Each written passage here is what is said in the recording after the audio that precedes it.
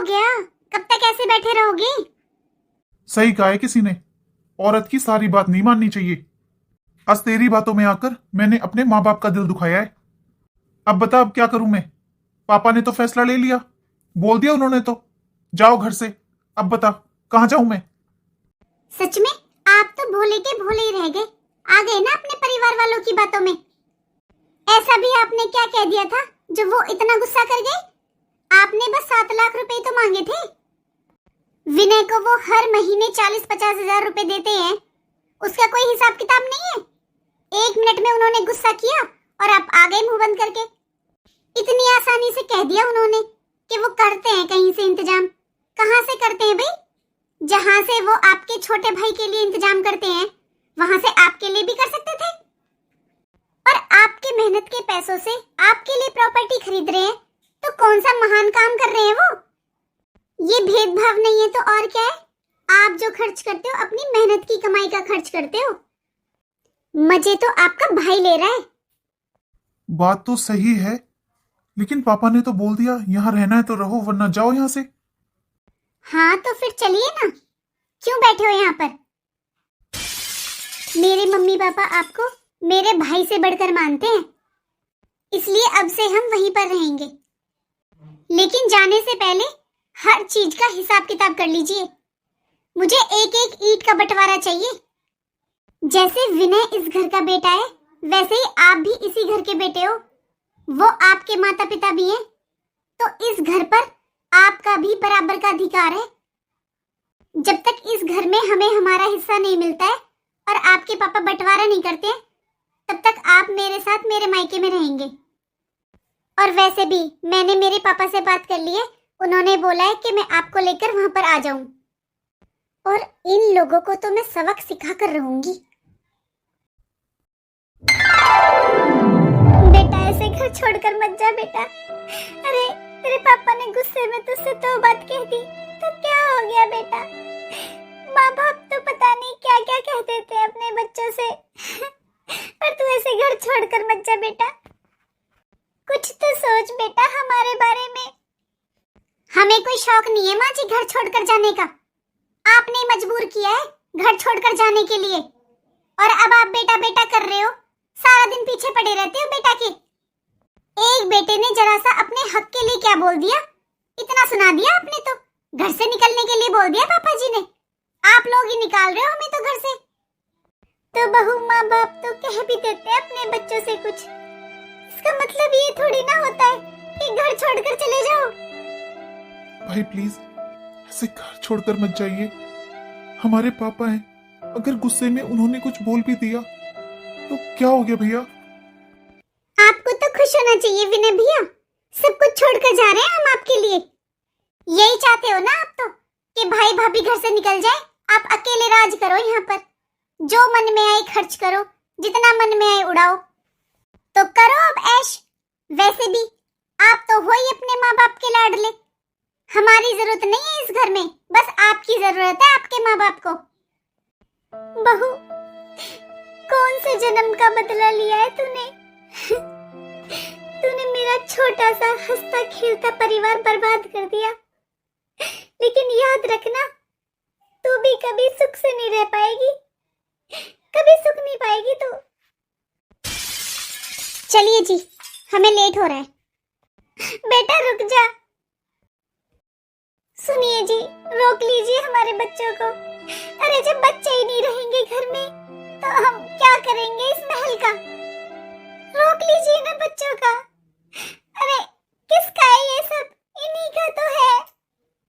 बिमला, ये बात तुम जानती हो, मैं जानता हूँ, लेकिन ये बच्चे क्यों नहीं समझते कि सब कुछ इन्हीं का तो है।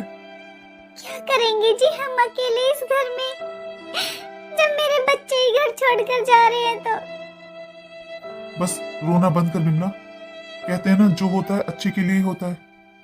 क्या पता हमारे बेटे को ससुराल में रहने के बाद ही अकल आए कि इज्जत की रोटी किसे कहते हैं। बस मेरी समझ में तो एक बात नहीं आती कि शादी से पहले कोई भी बेटा अपने माँ बाप से अलग क्यों नहीं होता, लेकिन शादी होते ही उसे अपने माँ बाप के अंदर बस बुराइयां ही नजर आती हैं। सारी अच्छाइयां भूल जाते हैं, भाई बहन तक भूल जाते हैं, सारे रिश्ते नाते भूल जाते हैं। मम्मी, ये सब मेरी वजह से हो रहा है। नहीं करनी मम्मी मुझे आगे पढ़ाई, और मुझे नहीं चाहिए आपसे पैसे। अब मैं जॉब करूंगा, जहां भी जैसी भी, प्राइवेट ही सही, लेकिन अब मैं जॉब करूंगा। मैं अपने माँ बाप के ऊपर बोझ नहीं बन सकता। शाबाश बेटा, बस यही उम्मीद थी तुझसे। फिर मैं क्या ही करूं पापा, मेरी वजह से भाई भाभी घर छोड़कर चले गए। अब आप लोगों को ऐसे अकेला छोड़कर ना तो मैं जा सकता हूं और ना ही वहां रह सकता हूं। क्यों भाई, हमें यहां अकेले रहने में क्या परेशानी है? ये हमारा घर है। देख बेटा, तूने जितने मांगे हैं, जब मांगे हैं, मैंने तुझे दिए हैं पैसे। बता, कभी भी ऐसा टाइम आया है कि मैंने तेरी जरूरत पूरी ना करी हो? विनय, घर परिवार में ऐसी बातें होती रहती हैं बेटा, लेकिन ऐसी छोटी मोटी बातों के लिए अपना करियर बर्बाद नहीं किया जाता। तुझे आज वापस जाना है ना हॉस्टल?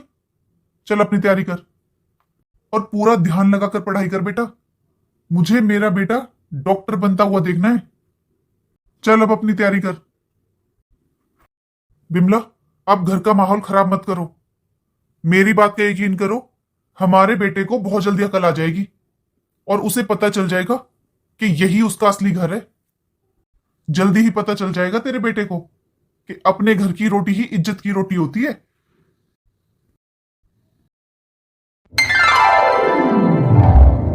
ये लो बेटा, तुम्हारी एनिवर्सरी का गिफ्ट। देखना जी, कितने सुंदर लग रहे हैं ना मेरे भी इयररिंग्स। दामाद जी, आपको पसंद आया आपका गिफ्ट?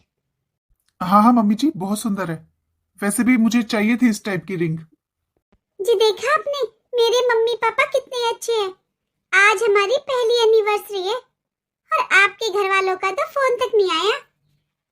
कोई बात नहीं बेटा, उदास मत हो, अरे हम हैं ना। और वैसे भी बेटा, अपने हक के लिए तो लड़ना ही पड़ता है। थोड़े बहुत बुरे बनोगे तो बन जाओगे, लेकिन अपना हक तो मिलेगा ना आपको। नहीं, आपके माता पिता तो आपके छोटे भाई को दे देंगे सब कुछ। पर आप बिल्कुल भी चिंता मत करना, आप अकेले नहीं हो, हम आपके साथ हैं और ये घर भी आपका ही है। जब तक मन करे ना तब तक रहना आप।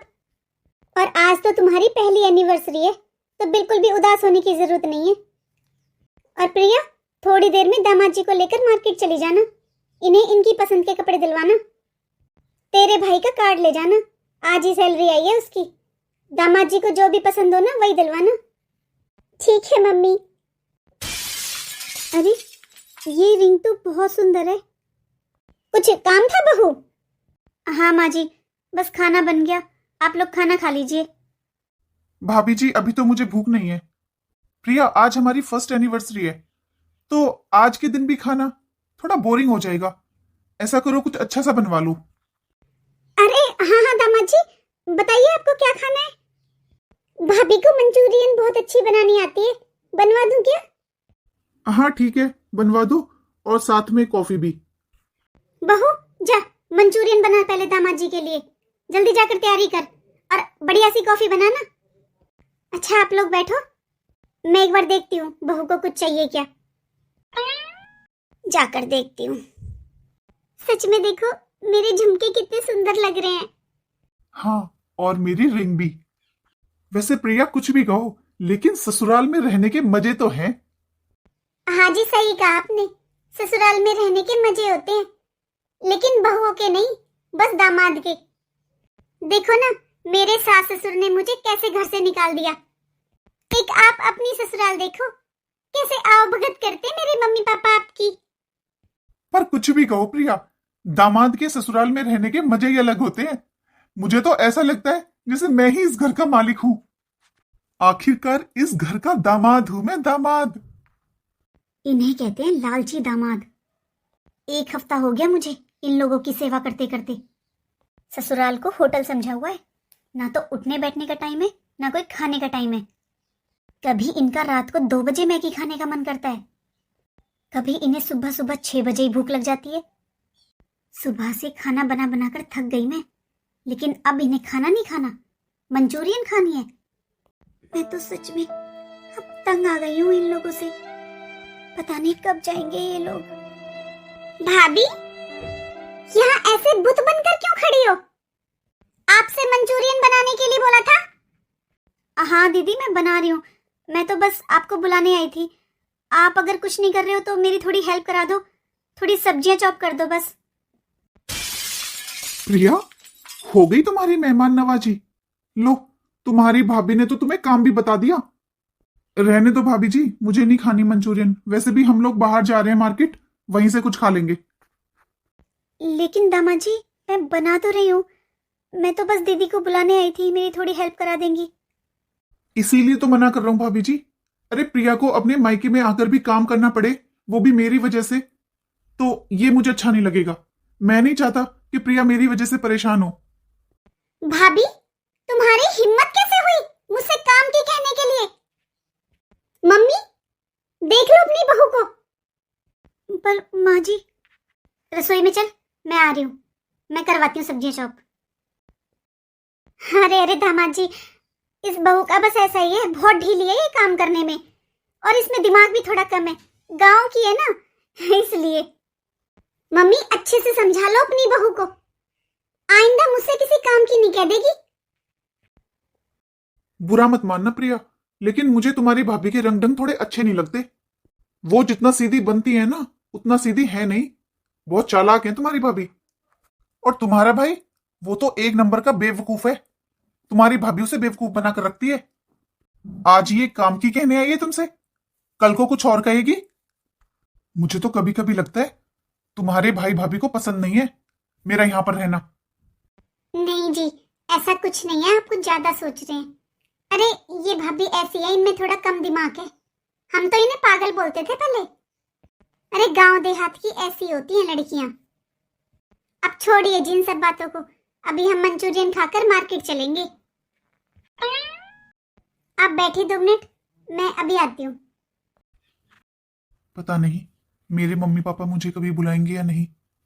अगर पापा ने मुझे प्रॉपर्टी में से कुछ नहीं दिया तो फिर मैं कहां जाऊंगा? और इस घर में मेहमान बनकर मैं कितने दिन रह सकता हूं? 2 महीने, 6 महीने, 1 साल? लेकिन फिर क्या? मुझे प्रिया से इस बारे में बात करनी होगी। यहां से ऑफिस भी इतना दूर पड़ता है। 1 हफ्ता हो गया मुझे ऑफिस गए हुए, और मुझे लगता है कि जॉब में कुछ नहीं रखा। मुझे कोई बिजनेस करना चाहिए, लेकिन बिजनेस के लिए पैसे भी चाहिए। मुझे प्रिया से बात करनी होगी। अरे तुझमें इतनी अकल तो होनी चाहिए कि मेहमान के सामने कैसे बात की जाती है। और सबसे बड़ी बात, तुम्हारी हिम्मत कैसे हुई मुझसे काम की कहने की, वो भी इनके सामने।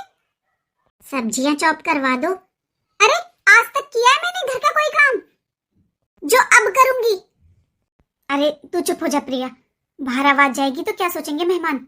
जा तू उनके पास जाकर बैठ, मैं देखती हूँ क्या कमी रह रही है, अभी भिजवाती हूँ मैं मंचूरियन। जा।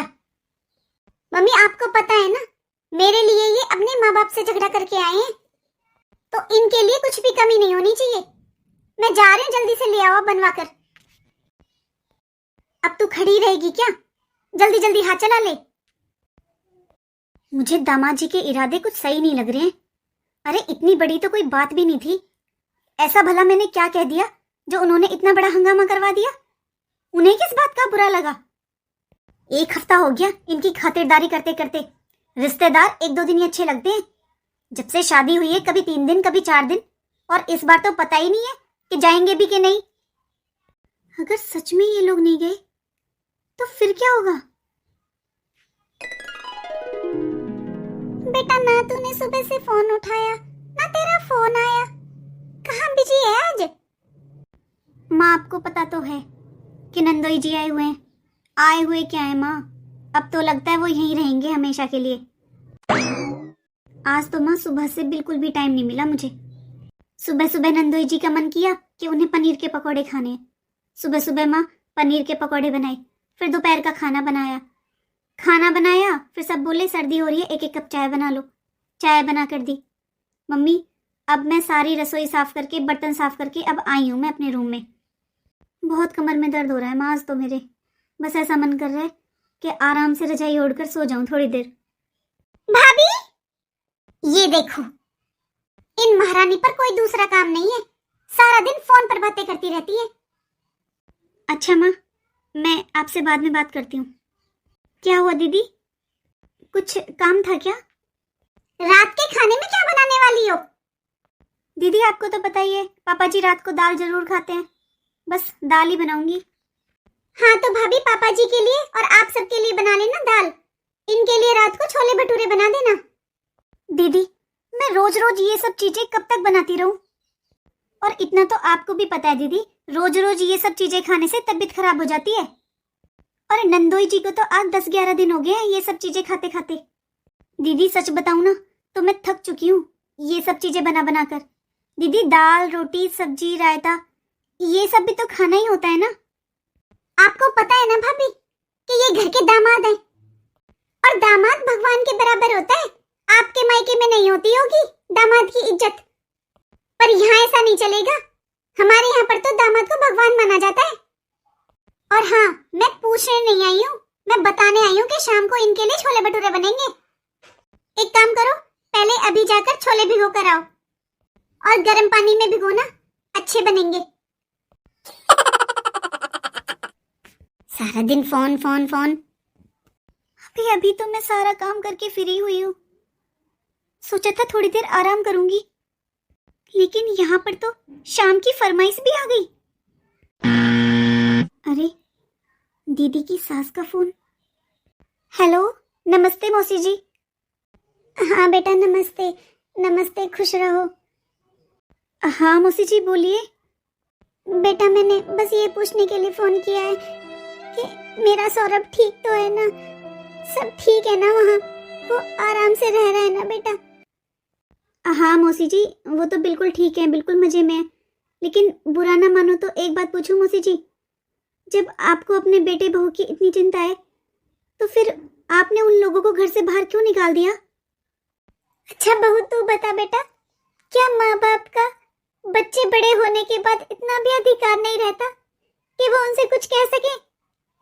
और हमने किसी ने बहू से तो कुछ कहा ही नहीं, बस अपने बेटे को ही डांटा था, वो भी अपना समझकर। पर पता नहीं उसके मन में तो क्या भर रहा है। अरे इतनी बुरी लग गई उसे अपने बाप की बात। कोई ऐसा घर नहीं होता बहू जहाँ छोटी मोटी बातें ना होती हो। यूं बता, तेरे सास ससुर तुझसे कभी कुछ नहीं कहते क्या? इसका मतलब ये है कि घर छोड़कर चले जाओ? बहू जिस दिन से सौरभ घर छोड़कर गया है, उसके पापा जी की बहुत तबीयत खराब है। वो दिन रात रोते रहते हैं, उसे बहुत याद करते हैं, और वो हमारा फोन तक नहीं उठाता। क्या? हर माँ बाप चाहते हैं कि उनकी बेटी का घर बसे, लेकिन तेरे सास ससुर ने क्या सोच रखा है? कितने दिन हो गए हमें फोन करते करते, फोन तक नहीं उठाते हैं। हार के आज मुझे तेरे पास फोन करना पड़ा है, बस तूने ही फोन उठाया है बहू। मेरी हाथ जोड़कर प्रार्थना है बहू, सौरभ के पिताजी बहुत बीमार हैं, उसे भेज दे वापस। बोल उसको कि वो वापस आ जाए अपने घर। अपने सास ससुर से पूछ बहू कि उन्होंने जब अपनी बेटी अपने पास रखनी थी तो उसकी शादी क्यों की? अरे उन्हें समझाना चाहिए अपनी बेटी को कि उसकी शादी हो चुकी है, ससुराल उसका घर है, पूरी जिंदगी मायके में रख लेंगे क्या वो अपनी बेटी को? पर मैं क्या कहूँ, मेरा तो बेटा ही नालायक है। अरे कौन से जन्मों का बदला ले रही है हमसे? खुद तो गई गई, मेरे बेटे को भी साथ ले गई। अपने पति से पूछ बहू कि उसने अपनी बहन की शादी क्यों की? क्या उसे अपनी बहन पूरी जिंदगी मायके में बिठानी है? वो उसे वहीं पर रखेगा क्या? और थोड़ी बहुत अकल उस मेरे नालायक बेटे को भी दे दो जो अपना घर छोड़कर पड़ा है। बस यही दिन देखने के लिए वो हमने पाल पोस कर बड़ा किया था। उसके पापा की इतनी तबीयत खराब है, दिन रात उसे याद करते रहते हैं, और उस नालायक ने एक बार फोन तक नहीं उठाया। मधु, किसका फोन था मधु? वो प्रिया दीदी की सास का। अरे क्या बात करनी है ऐसे लोगों से जिन्होंने अपने बेटे बहू को घर से बाहर निकाल दिया? उनका तूने फोन भी कैसे उठाया? उन लोगों ने मेरी बहन को घर से बाहर निकाल दिया और तू उनसे बात कर रही है? सुनिए जी, मुझे लगता है कुछ गलतफहमी है।